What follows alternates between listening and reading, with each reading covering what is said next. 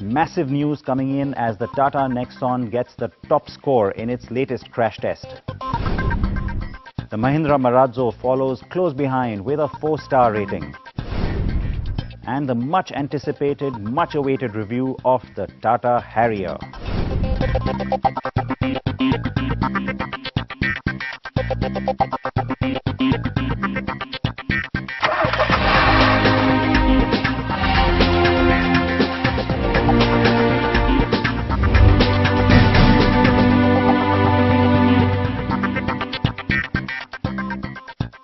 It's not always that we get to report to you on something that is history-making, record-setting. That's the kind of special episode we have for you on CNB this week. I am Siddharth Vinayak Parthankar. Welcome to this very special episode where we finally get India's first ever 5-star rated car. Yes, that moment has finally arrived. We've been really waiting for this because it's been some time now that we've been hoping and pushing for much safer cars for India. So, the first ever 5-star crash-rated car is the Tata Nexon. Yes, the same car that has always held the highest score since its August test with a 4-star rating now moves up one to go all the way to all 5 stars.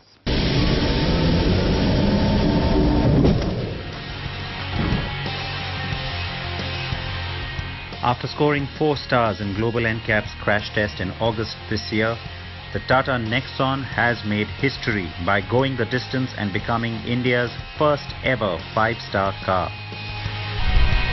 The Nexon has achieved this by scoring 16 points out of a possible 17, the highest as yet for any Indian-made car. That this feat comes from an Indian manufacturer rather than a multinational is of significant importance. Nexon achieving 5-star G NCAP is an exemplary achievement and fortifies our strategic intent for the future product portfolio. The car also underwent a side impact crash test, which is necessary to achieve this rating. But what really helped the Nexon to go from 4 to 5 stars? The ABS, which is anti-blocking in the brakes, in a 4-channel version. It's a standard fitment for all the cars, so all the Nexons has the ABS in 4 channels. At the same time, the seatbelt reminder was introduced by the manufacturer as a standard feature for driver and passenger side as well.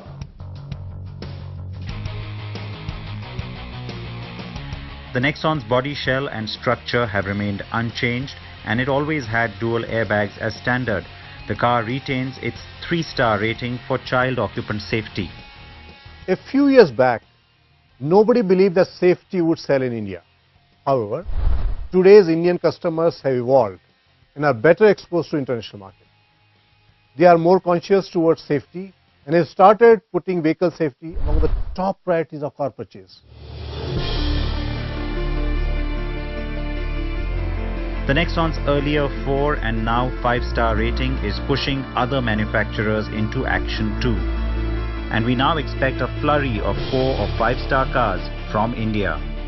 This car was entirely engineered in India, so it's not like it required expertise from elsewhere. It shows you what the Indian auto industry is capable of. It's now the 4th largest vehicle producer in the world, so it's a world player. And the other thing to recognize is that this is also the result of better crash test regulations applied by the Indian government, which from last year have applied the offset deformable crash test. So it's a fantastic success story for sort of made in India success story around vehicle safety.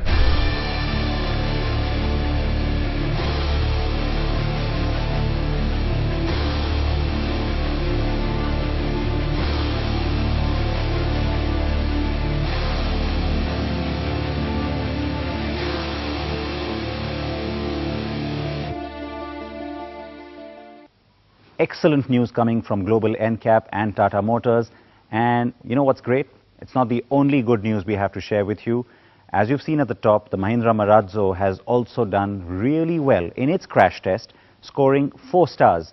Now, why is this significant? Remember, in the people mover or MPV space, no other car has done this well. You've had the Honda Mobilio with about 3 stars, but otherwise, every other player has only scored 0. So it's really significant to see a brand new car, and that too from Mahindra, coming in with such a fantastic showing. The Mahindra Marazzo has become the first ever made in India MPV or multi-purpose vehicle to get a 4-star crash rating from Global NCAP. The Indian company has been working very hard to now implement a new ethos in its manufacturing. Car and Bike had exclusive access on the big day of the test. Global NCAP had the car shipped in from India a few days earlier. Its personnel, along with the engineers and experts from ADAC, which owns the crash lab and conducts all tests, then prepped the car for the test. This car has all the safety equipment that is standard on the Marazzo, including ABS and dual airbags. So the car is all the way back there, and it's about 70 meters that it will cover at a speed of 64 kilometers per hour. The calibration and testing equipment, the crash sensors and the crash test dummies, along with all the cables and cameras to record and document everything. Next came the wet paint for color coding the various body parts of the dummies. This helps to analyze points of impact after the crash to see what potential injuries occur and also what parts of the vehicle causes them. The Marazzo was jointly developed by Mahindra R&D in Chennai and its North America Development Center, MANA, and we had representatives from both those centers present as well. So as you saw, the vehicle's been prepped, it's completely ready to go now, and it's almost time to get to the crucial test itself.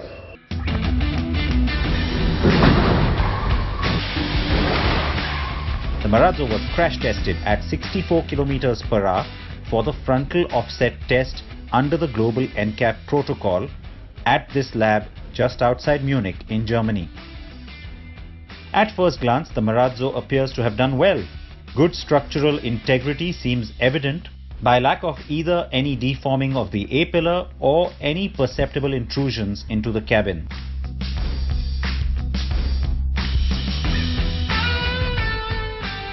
So the actual test is done, but the agonizing wait continues because the results have to be carefully analyzed, the numbers have to be crunched before we know finally where things stand.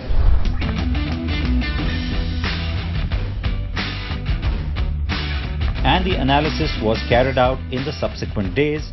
The news was not just good, but great. The Marazzo has received 4 stars for front adult occupant protection. It also scored 2 stars for child occupant protection. This is also the highest score for any Mahindra car as well.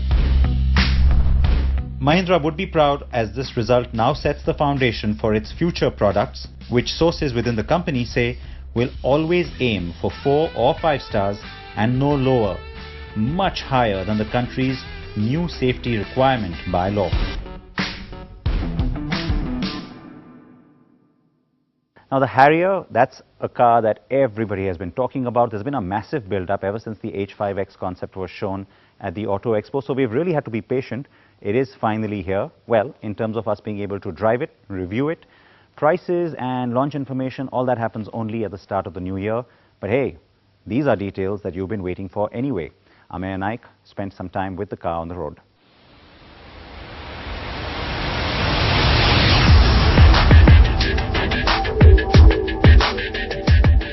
Tata Motors is no stranger to SUVs, with the likes of the Sierra, Safari and the best-selling Nexon. And now the world is ready for this, the all-new Harrier. And look at it, it looks magnificent. When we first laid our eyes on this car at the Auto Expo, Tata Motors told us that the design elements will remain intact. Of course, some of the most exaggerated parts of the concept car haven't been brought down, but those have been toned down a little. But most of what you see is what we saw at the Auto Expo. You have these beautiful looking LED DRLs, which are only available on the top end variant. The lower variants get daytime running lights, but not LEDs. Then there are these headlamps. Now roles have been reversed here because headlamps usually are up here and the DRLs are usually down. So roles have been reversed, and that has worked in the company's favor. So here you are, here you have xenon HID lamps, projectors on, halogen projectors on the lower variants, while the fog lamp. And of course, there is this impact to design, which is a first for the Harrier, and it is the first car to get the impact 2.0 design, is this three-dimensional humanity lamp. Look closely and you'll see an Easter egg on the headlamp, a lion, which apparently represents the Harrier's position amongst other SUVs, which have been likened to sheep.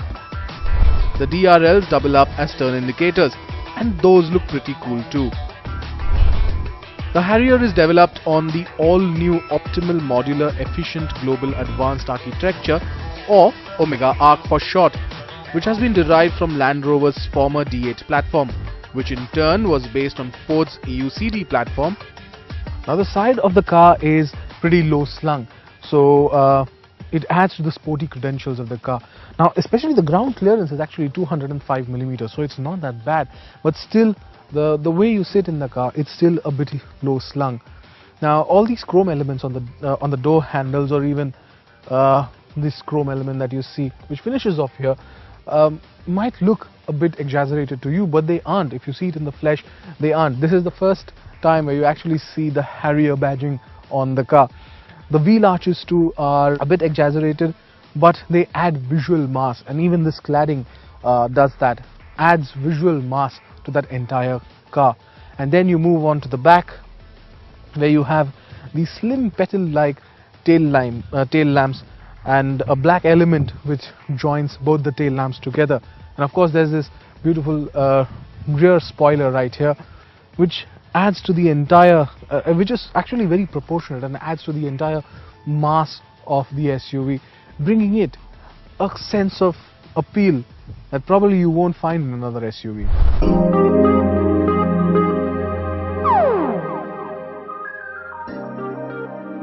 It's got presence, you have to grant it that. It's simple, and that's why it attracts your attention. The simplicity is carried into the cabin as well.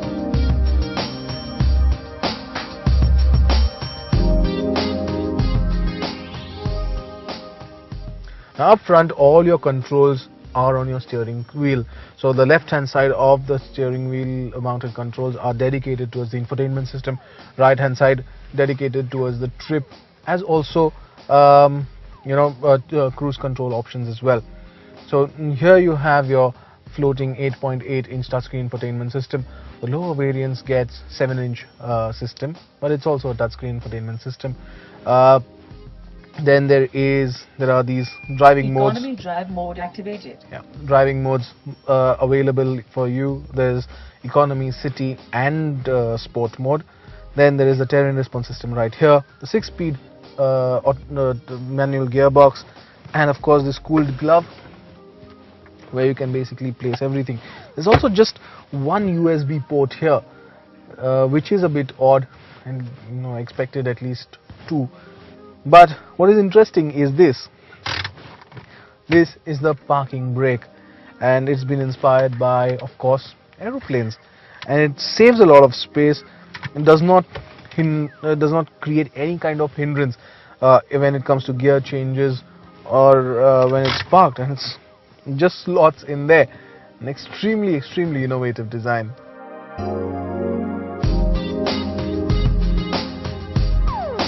Tata's troubles with onboard electronics continue though, since the infotainment system in our car and several other test cars needed to be rebooted a few times to get it to work.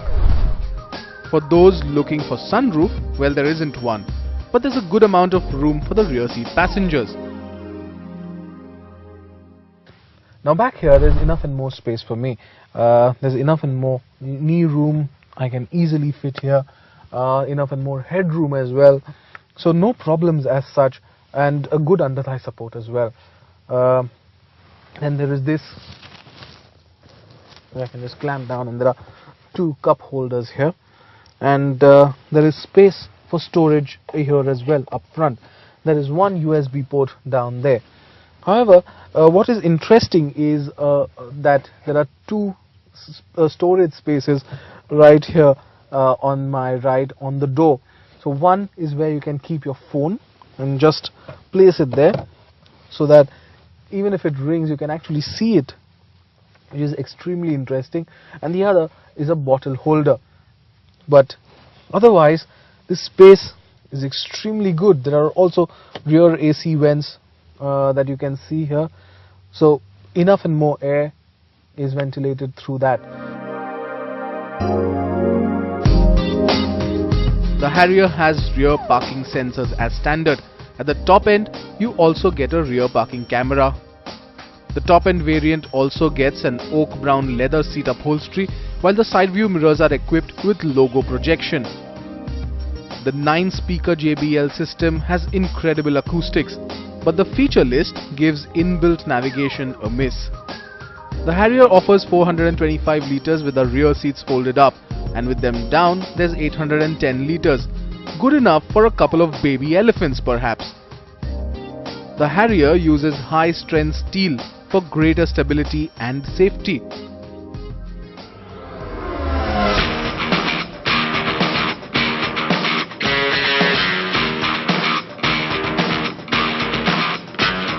Now the Harrier is powered by a 2-litre diesel engine. There's no petrol on offer, and this is the derivative of Fiat's Multijet 2 engine that we've seen on the Jeep Compass. Now 138 brake horsepower on offer, quite enough to get this car moving because it weighs only about 1700 kilos. Now the torque kicks into this turbocharged unit at around 1800 RPM, and that's quite good because you need that low end torque. The power delivery is linear, and this one has an extremely good mid-range, so overtaking is no problem. The gear slots, the gear box is a 6-speed manual, and the gear slot in well. However, second to third is a bit of an issue because there you go, yeah, it pretty much slots in alright, but second to third and third to back to second are a bit of an issue. The clutch is nice and light, and that's good because there's only a manual transmission on offer. Yes, there's an automatic in the pipeline, and we'll get to see it probably soon. How soon we are not told, but it's that long travel of the clutch that takes a toll on the way you drive, and especially in traffic conditions. The Harrier has City, Eco and Sport drive modes. The default setting is City, and though there's a hint of lag, it's not as evident as when it's in Eco mode. The Sports mode though is fun, and the engine responds well to your urgent throttle responses. Switching to the multi-drive modes though does not have any effect on the gearbox or suspension setting. It's purely a throttle response. It also comes with terrain response modes: normal, rough and wet. The Harrier has completed over 2.2 million kilometers of testing, and the car has been adapted for Indian conditions. We don't doubt that claim for a minute, and that is because the front suspension has been carried forward from the Land Rover's D8 platform, while the rear twist beam has come in from Lotus Engineering. It has been designed by Lotus Engineering. It does get a little bumpy at the back, and that's probably because of the stiffer suspension. It's not on the softer side, it's a bit stiff, and that actually can be a bit uncomfortable, especially when the car goes through potholes, because there is a slight kickback, and it makes things behind a bit uncomfortable. On the safety front, the Harrier comes with dual airbags, ABS with EBD, which are all standard. The top end variants get 6 airbags, ESP, rollover mitigation, corner stability control, traction control, hill descent control and more. Tata Motors plans to launch the Harrier in January 2019. and we expect it to be priced between 16 lakh rupees to 21 lakh rupees, which will put it in the territory of the Hyundai Creta at the bottom and the Jeep Compass or even the Mahindra XUV 500 at the higher end. The Harrier is great looking and we think it should be priced well too, which means competition beware.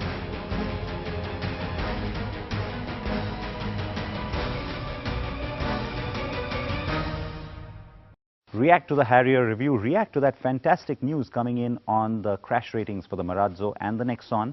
And of course, you know how you can reach me. There's lots of different ways, but all the details of all these stories and reviews always on carandbike.com. So, well, join us next week because we'll have plenty more for you right here on CNB. Thank you so much for watching. Please wear your seatbelts. Please wear your helmets. Bye-bye.